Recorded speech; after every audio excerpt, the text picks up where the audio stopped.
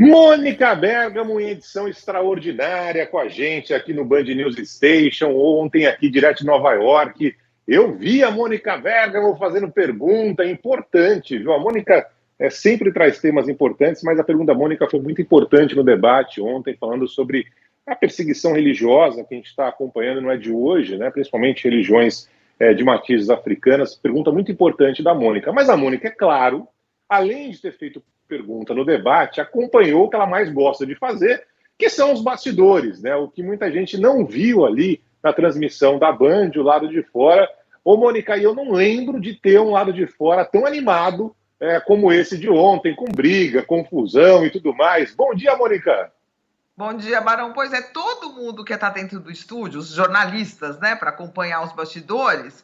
E, na verdade, o quente estava fora do estúdio, né? Porque, no geral, no estúdio estão todas as torcidas dos candidatos. Então, sempre é animado para a gente, porque você não consegue entrar e chegar perto dos candidatos. Eu não sei se está saindo bem aqui a minha imagem e o meu som. Tá perfeito. Tá ótimo. Para mim tá dando uma picada. Mas então aqui, o Barão, que eu estava te dizendo, a gente gosta de ficar dentro do estúdio para justamente conversar com os outros convidados, saber quais são as fofocas, saber quais são as informações, o que estão dando as pesquisas qualitativas, quem está ganhando o debate, quem está... a gente olhando na cara das equipes, a gente vê quem ganha e quem perde, né? E, no caso, as torcidas, vamos dizer, os convidados ficaram fora, então quem estava lá fora? Dentro do estúdio, a gente estava só...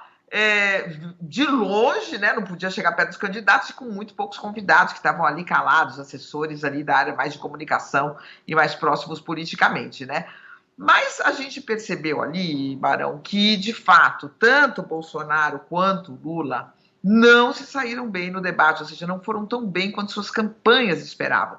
Eles vinham de entrevistas, né, para o Jornal Nacional, na Rede Globo, eles tinham tido um desempenho que as campanhas tinham gostado, né? O Bolsonaro conseguiu se conter no Jornal Nacional, conseguiu ficar um pouco mais, não ser agressivo, e o grande desafio é não ser agressivo, né? Tanto Lula quanto Bolsonaro, eles estão sendo orientados a baixar o tom, porque o que está em disputa agora, Barão? Não está em disputa agora o voto consolidado do petista, o voto consolidado do bolsonarista, isso eles têm, né?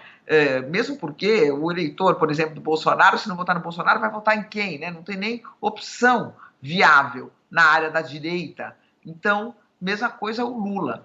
Então, eles têm que ganhar o voto dos indecisos. Então, eles têm sido orientados a baixar o tom, a ser mais tranquilos e tal. E no Jornal Nacional, o Bolsonaro tinha conseguido isso. E o Lula tinha tido um desempenho considerado muito bom também. Falado do governo, falado das suas propostas, uma posição serena. Quando chega no debate, aí tudo muda, né? O Bolsonaro chegou lá em um momento, perdeu a razão, né? Partiu para cima de uma jornalista que não é uma debatedora, a Vera Magalhães não estava debatendo com ele ali.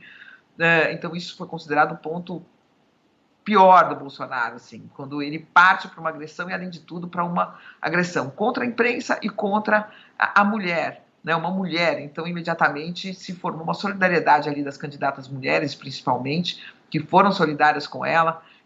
E que criticaram muito o presidente. Então, isso prejudicou muito o desempenho dele no debate. E o Lula foi orientado a baixar o tom, a ficar sereno, a não ser agressivo. E aí, qual é a avaliação que fazem agora na campanha dele? Que ele deixou sem resposta a principal questão do Bolsonaro quando ele fala de corrupção, né? O Lula tem sido orientado, quer dizer, qual é o lugar do campo ali onde o Lula acredita que tem vantagem e a campanha dele enxerga uma vantagem.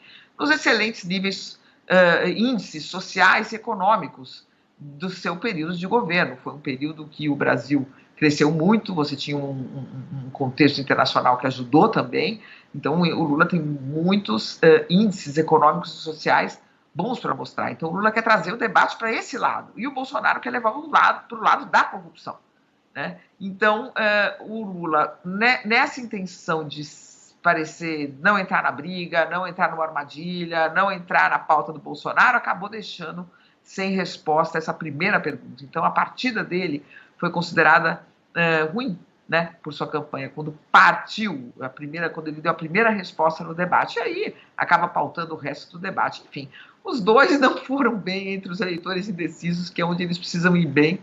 E isso está comprovado numa pesquisa que a Folha fez, o Instituto Datafolha fez, na hora do debate que ele estava acontecendo, justamente com eleitores indecisos, que disseram que Bolsonaro foi o pior no debate, e o segundo pior foi o Lula, e quem ganhou o debate foram justamente a Simone Tebet, que tem 2% de intenções de votos. Não vai seguramente pegar votos de bolsonaristas e lulistas, mas pode crescer um pouco aí nos indecisos. Vamos ver as pesquisas, o que mostram a partir de agora, né, Megali? Se é isso mesmo. Mônica, e você... Barão e não Megali, Barão, desculpa.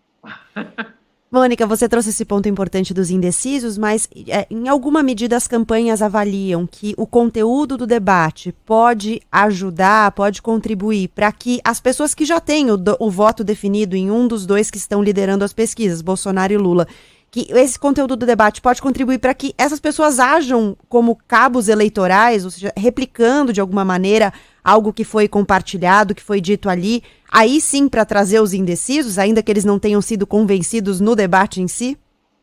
Sim, elas replicam, né? Além das pessoas replicarem em redes sociais, quer dizer, o debate, os candidatos, eles dão os argumentos para as pessoas defendê-los. Então, por exemplo, vamos pegar hoje, né? Eu estava falando com um especialista em pesquisa em opinião pública e que me falou o seguinte: vamos pegar hoje uma mulher que defende o presidente Jair Bolsonaro, né? Que vota nele, que não vai mudar o voto.